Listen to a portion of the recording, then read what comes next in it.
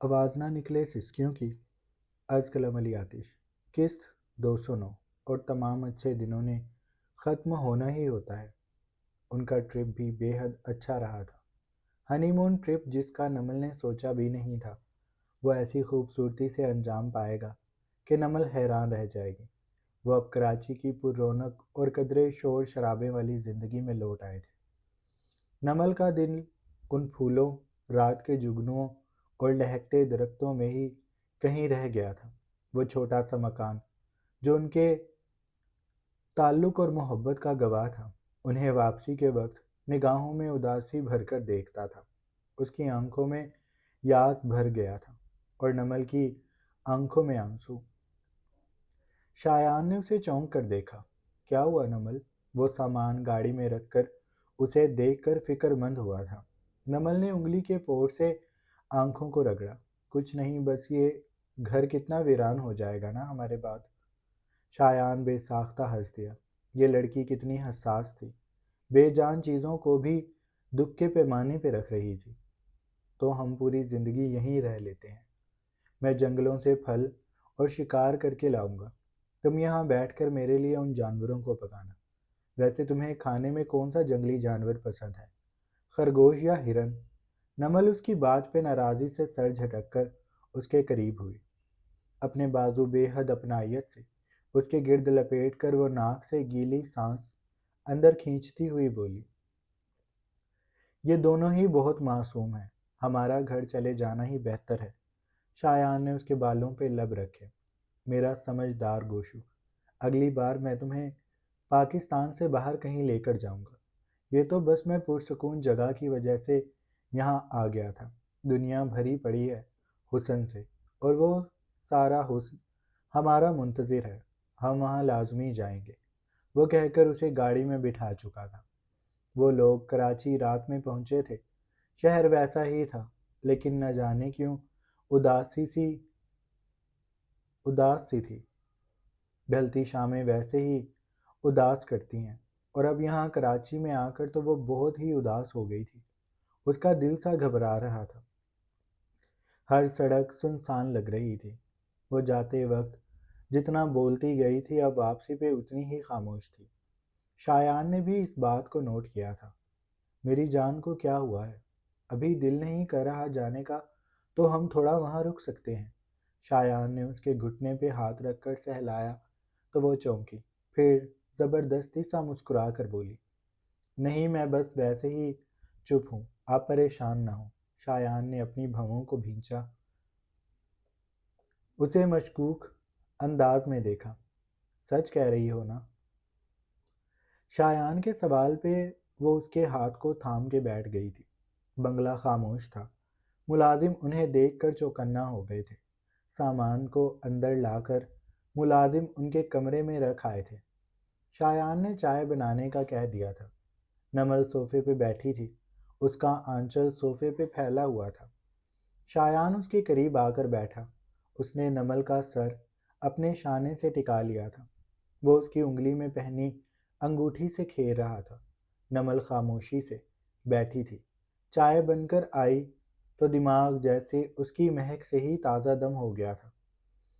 नमल जब भी चाय पीती थी, पहली चुस्की पे ही वो दिल में कहती थी, रूह तक आ गई तासीर मसीहाई की।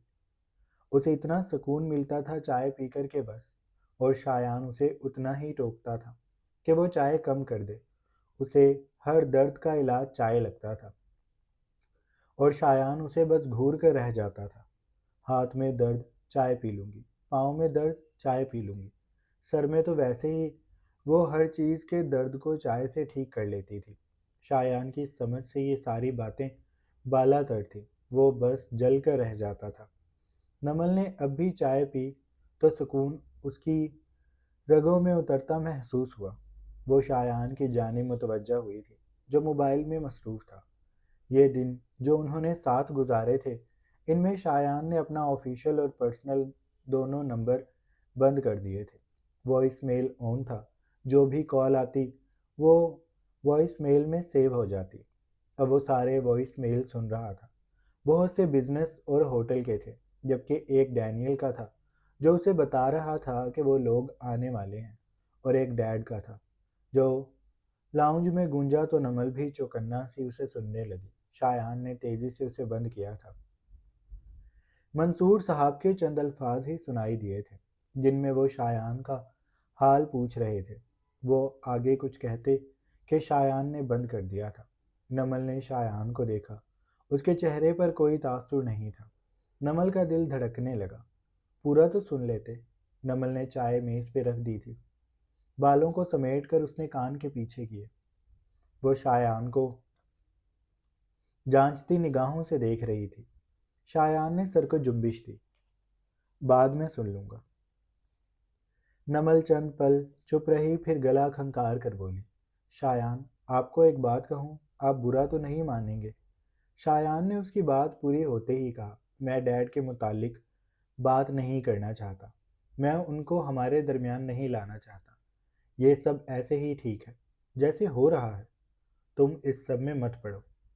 بہت دنوں بعد اس نے شایان کو ویسا ہی دیکھا تھا جیسا وہ پہلے کبھی تھا، بے مہر سا، جبکہ اب وہ ڈیڈ کے لیے نرمی محسوس کرتا تھا۔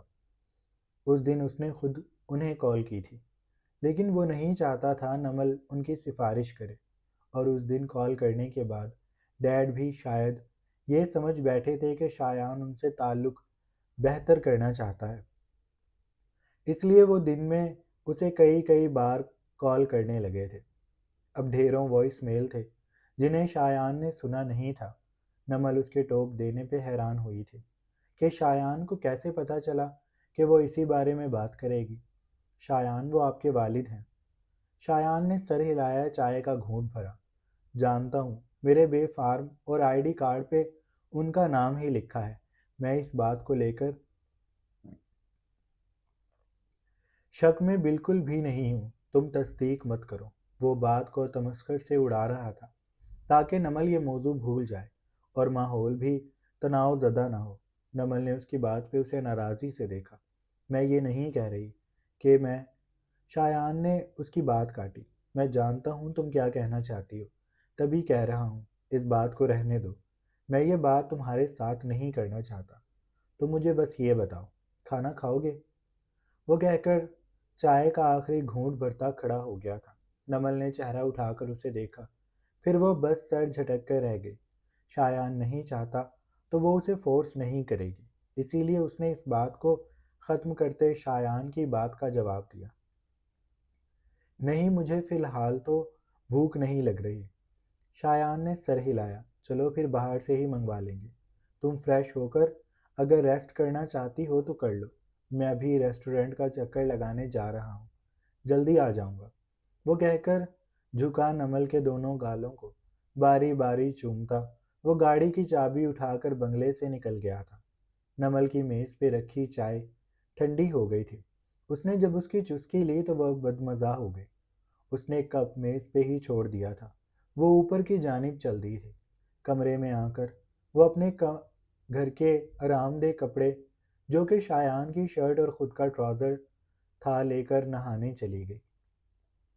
وہ نہانے کے بعد جب شایان کی شرٹ میں ملبوس شیشے کے سامنے کھڑی ہوئی تو اس نے شایان کی شرٹ کو ناک کے قریب کیا، پھر وہ خود کو شیشے میں دیکھنے لگی تھی۔ اس کا حسن شایان کے لمس سے نکھر گیا تھا۔ وہ بہت حسین لگ رہی تھی۔ اس میں ایک عجیب سی کشش محسوس ہو رہی تھی، اور اب بھی آنکھیں بند کرتی تو اسے شایان اپنے روم روم پہ لب رکھتا محسوس ہوتا تھا۔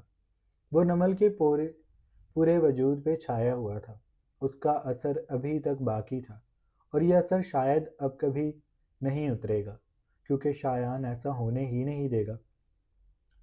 نمل نے بالوں کو خشک کیا اور کنگھا کر کے بیڈ پہ آ گئی۔ اس نے اپنا موبائل اٹھایا۔ ایک میسج اس نے ردھم کو سینڈ کیا اور دوسرا دیا کو کہ وہ شہر لوٹ آئی ہے، کل وہ ردھم سے ملے گی اور اس کے بعد وہ دیا کے پاس آئے گی۔ انہیں میسج کر کے اس نے موبائل سائلنٹ کیا اور سائڈ ٹیبل پر رکھتی وہ کمبل کو اوپر کر کے آنکھیں موند چکی تھی۔ شایان اس کے آنکھیں بند کرتے ہی آ گیا تھا۔ وہ اس کے وجود سے لپٹتا اس کی گردن پہ لب رکھتا اس کے اوپر تھا۔ نمل اس کے نیچے خود کو دبا ہوا محسوس کرتی کروٹ لینا چاہتی تھی، لیکن شایان نے اسے ایسا کرنے نہ دیا۔ وہ لبوں اور دانتوں کی گہری مہریں لگاتا نمل کی گداز ابھرتی رانائیوں پہ آ گیا تھا۔ اس کے دل کو شدت سے تھام کر مسلتا وہ وہاں بھی سروں کو اوپر کرتا دانت گاڑ چکا تھا۔ نمل نے سسکی لی اور پھر وہ کب نیند میں کھو گئی اسے احساس ہی نہ ہوا۔ شایان کے ریسٹورنٹ واپس آتے ہی پورا سٹاف چوکنا ہو گیا تھا۔ وہ اس وقت اپنے کیبن میں بیٹھا گزشتہ دنوں کی تمام رپورٹس لے رہا تھا۔ مینیجر اس کے سامنے رکھی کرسی پہ بیٹھا اسے فائلوں کے اندر موجود کاغذ ایک ایک کر کے دکھا رہا تھا۔ شایان نے تمام کاغذات دیکھنے کے بعد مینیجر کی جانب نگاہیں اٹھا کر دیکھی۔ ہمارا زمین کا مسئلہ ابھی تک حل نہیں ہوا؟ شایان کی بات پر مینیجر نے سر نفی میں ہلایا۔ سر، ہم اپنی طرف سے پوری کوشش کر رہے ہیں، لیکن دوسری پارٹی کے لوگ اس زمین کی اتنی زیادہ قیمت لگا رہے ہیں جتنی کہ وہ ہے بھی نہیں، اور اس طرح سے زمین کے مالک کا دماغ ساتویں آسمان پر پہنچ گیا ہے۔ وہ زمین دینے کو راضی ہی نہیں ہے۔ یہ لوگ صرف ہماری ڈیل خراب کرنا چاہتے ہیں۔ شایان نے پیپر ویٹ کو کانچ کی میز پہ گھمایا۔ وہ پرسوچ انداز میں گھومتے ہوئے پیپر ویٹ کو دیکھ رہا تھا۔ پھر اس نے سر کو جنبش دی۔ چلو میں ان سے پرسنلی ملوں گا، تم باقی کے تمام انتظامات دیکھ لو۔ مینیجر سر ہلا کر چلا گیا تھا۔ مینیجر کے جانے کے بعد اس نے اپنا موبائل نکالا اور پھر اس پر انگلیاں خود ہی بھٹکتی ہوئی ان وائس میل پر چلی گئیں جو اس کے ڈیڈ نے بھیجے تھے۔ وہ ایک ایک کر کے ان سارے ای میلز کو سننے لگا۔ ڈیڈ اس کے لیے فکر مند تھے۔ ان کی آواز سے ہی ان کی فکر ظاہر ہوتی تھی۔ چند میں حال احوال تھا اور پھر باقی میں بس یہی کہ شایان تم کدھر ہو؟ میری ایک بھی کال ریسیو نہیں کر رہے۔ اور آخری کا وائس میل ایسا تھا کہ شایان کا ایک پل کے لیے دل لرز گیا۔ ڈیڈ بے حد پریشان تھے۔ سہانا نے بھی چند ای میلز کیے ہوئے تھے۔ وہ اتنے دن پہلی بار ان سے رابطے میں نہیں تھا، ورنہ منصور صاحب کو یہ آسرا تھا کہ جب بھی وہ کال کرتے تھے شایان ان کی کال کو کاٹ دیتا تھا، لیکن اب تو ساری کالز وائس میل پر جا رہی تھیں، اسی لیے اس کی پریشانی بڑھتی جا رہی تھی۔ اور یقیناً انہوں نے ہی سہانا کو کہا ہوگا کہ وہ رابطے کی کوشش کرے۔ آخری وائس میل میں ڈیڈ قدرے ناراضی اور افسردگی سے کہہ رہے تھے، اگر تم نے مجھے بتا کر چلے جاتے تو میں اتنا پریشان نہ ہوتا، لیکن تم نہ جانے کیوں مجھے اپنا دشمن سمجھتے ہو۔ میں جب بھی سوچتا ہوں کہ ہمارے درمیان سب کچھ ٹھیک ہو گیا ہے تو تم مجھے جھوٹا ثابت کر دیتے ہو۔ شایان، میں تم سے کیسے معافی مانگوں؟ میں ان سالوں کا مداوع نہیں کر سکتا، لیکن تم اس وقت کو تو ہم دونوں کے درمیان خوبصورت بنا سکتے ہو نا۔ میں تمہیں اب وہ توجہ دینے کے لیے تیار ہوں۔ میں تم سے تب بھی محبت کرتا تھا، میں تم سے اب بھی محبت کرتا ہوں، لیکن تب حالات مختلف تھے۔ میں بہت مجبور تھا، تو میری مجبوری کو سمجھو تو صحیح۔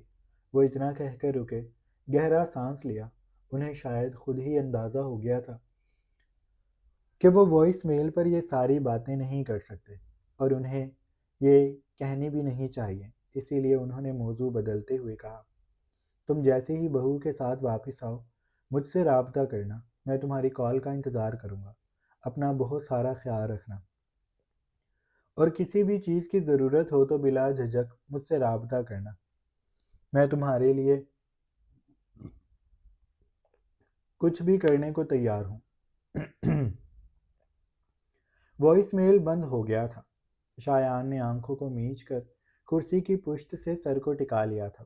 وہ چند پل خاموشی سے بیٹھا رہا، پھر اس نے دل میں اٹھتی تکلیف اور کسک کے باعث ڈیڈ کو کال کی۔ پہلی ہی بیل پہ ڈیڈ نے کال اٹھا لی تھی۔ وہ دوسری جانب سے بے تابی سے بولے تھے، یوں جیسے اسی کی کال کے منتظر ہو، یوں جیسے انہیں اب زندگی میں صرف یہی کام بچا ہے کہ وہ شایان کا انتظار کرے۔ اور شاید یہ حقیقت بھی تھی۔ کیسے ہو شایان؟ تم آ گئے؟ مجھے بتا کر تو جاتے میرے بیٹے، میں تمہارے لیے پریشان ہو رہا تھا۔ تمہاری طبیعت وغیرہ ٹھیک ہے نا؟ بہو کیسی ہے؟ انہوں نے چھوٹتے ہی یکایک سوالوں کی بارش کر دی تھی۔ شایان خاموش رہا، چند پل ان کے سوال سنتا رہا، پھر اس نے بے تاثر لہجے سے دھیرے دھیرے جواب دینا شروع کر دیا، جی میں ٹھیک ہوں، بس اچانک سے جانے کا پلان بن گیا تھا۔ تو چلا گیا، کسی کو بھی انفارم نہیں کیا تھا۔ اور آپ کی بہو بھی ٹھیک ہے، آپ کے لیے بہت فکر مند رہتی ہے وہ کہے بغیر نہ رہ سکا۔ منصور صاحب اس کی بات پہ چونکے تھے۔ کیا مطلب ہے تمہارا؟ شایان نے سر جھٹکا۔ وہ جو آپ اس سے یونیورسٹی میں ملنے گئے تھے نا، تب سے وہ آپ کی وکیل بنی ہوئی ہے۔ اسے جب بھی موقع ملتا ہے آپ کا کیس لڑنے بیٹھ جاتی ہے۔ آپ کو کیا ضرورت تھی اس سے ملنے کی؟ منصور صاحب کو یہ بات سن کر خوشی ہوئی کہ چلو وہ اب اکیلے نہیں ہیں، ان کے لیے کوئی ایسا ہے جو آواز اٹھا رہا ہے، جو شایان کے قریب ہے، جو دھیرے دھیرے اس پتھر پہ ضرب لگانے لگا ہے۔ تو تم اس کی بات مان کیوں نہیں لیتے؟ میرے پاس آ جاؤ نا۔ شایان نے ان کی بات کا کوئی جواب نہیں دیا، وہ بس چپ رہا، اور پھر اس نے کچھ دیر بعد کہا، اب آپ کو میری خیریت کا پتہ چل گیا نا، تو میں کال بند کر رہا ہوں، مجھے کچھ ضروری کام ہے، اور نمل بھی گھر اکیلی ہے، میں ریسٹورنٹ آیا ہوا تھا، اب میں گھر جا رہا ہوں۔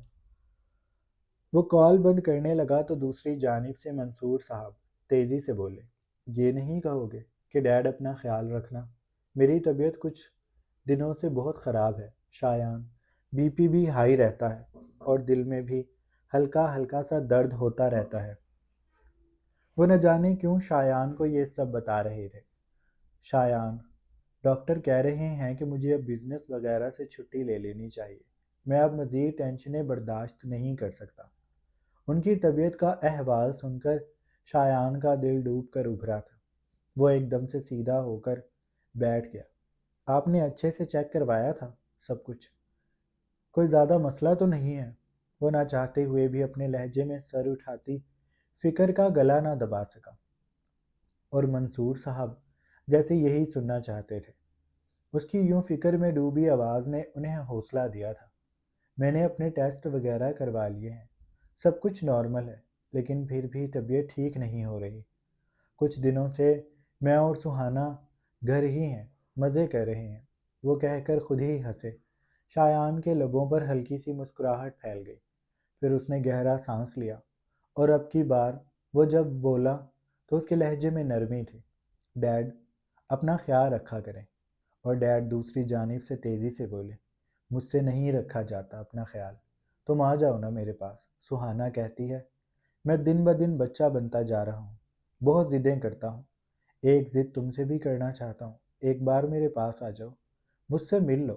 پتہ نہیں اب میری زندگی کے کتنے دن بچے ہیں، جب بھی دل میں درد ہوتا ہے تو مجھے ڈر لگنے لگتا ہے، میں تمہاری تصویریں نکال کر دیکھنے لگ جاتا ہوں، میرا دل پھر بھی نہیں بھرتا، میں اب تمہیں حقیقت میں دیکھنا چاہتا ہوں، کیا تم سب کچھ نہیں بھلا سکتے؟ میری آخری خواہش ہی سمجھ لو۔ وہ اسے اچھا خاصا ایموشنل بلیک میل کر رہے تھے۔ شایان کی آنکھوں میں غصہ سا بھرنے لگا، اس کے لب بھینچ گئے۔ اس کے اندر کا وہ بچہ جو کبھی بھی اپنے باپ کو کمزور نہیں دیکھ سکتا تھا، وہ درد سے بلبلا اٹھا۔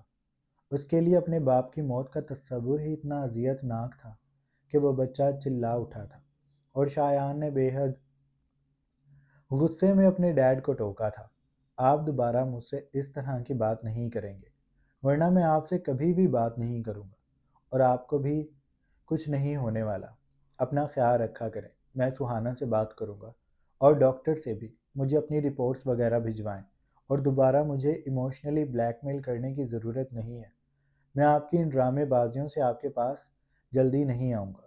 اس کے غصے اور فکر مندی کے ملے جلے تاثرات سے منصور صاحب بے ساختہ ہنس دیے تھے۔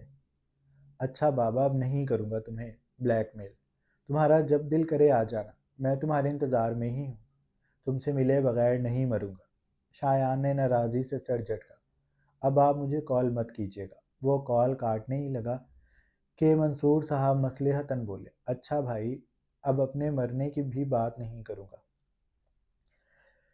میں جان گیا ہوں میرے بیٹے کو مجھ سے بڑی محبت ہے، وہ مجھے اتنی جلدی مرنے نہیں دے گا، اور میں بھی نہیں مرنا چاہتا، میں تمہارا انتظار کر رہا ہوں شایان، اور میرے بیٹے، اب تم اکیلے نہیں ہو، تمہارے پاس تمہارے بابا ہیں، تمہیں جو چاہیے مجھے بتانا، میرا سب کچھ تمہارا ہے۔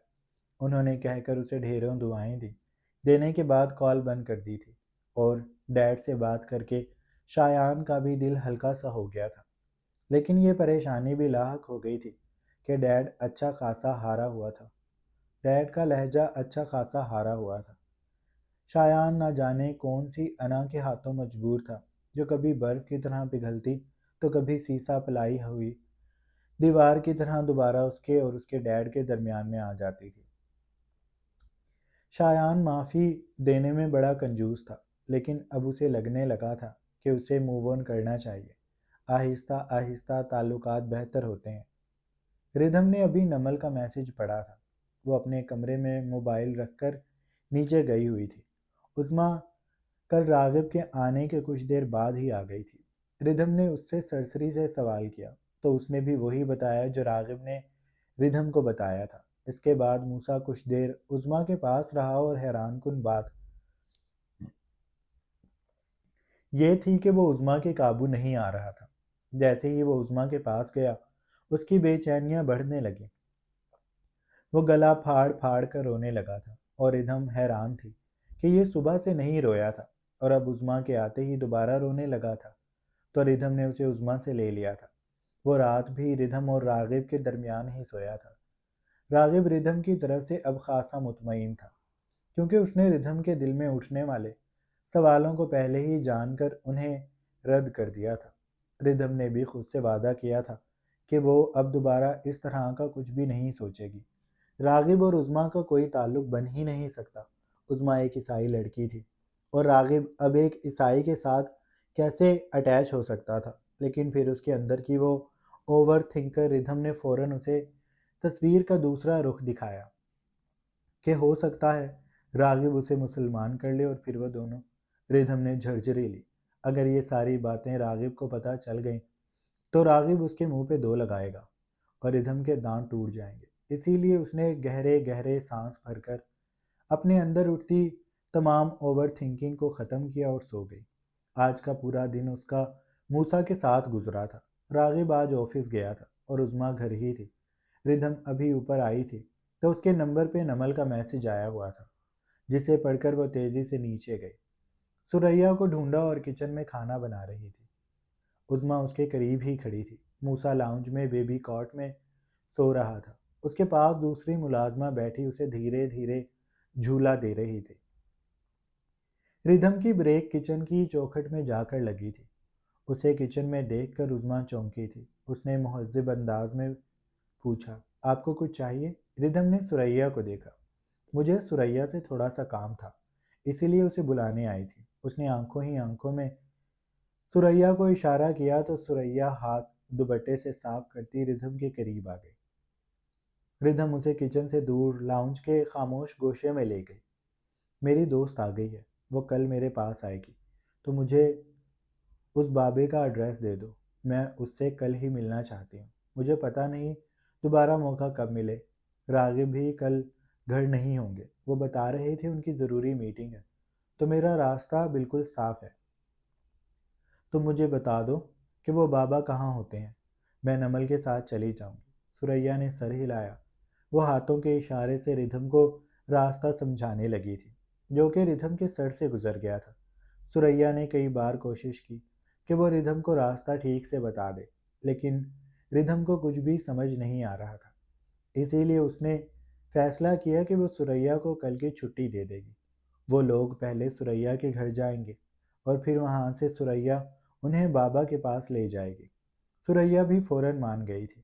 ردھم سکون بھرا سانس لیتی لاؤنج کی طرف بڑھ گئی تھی، جہاں پر موسیٰ لیٹا تھا۔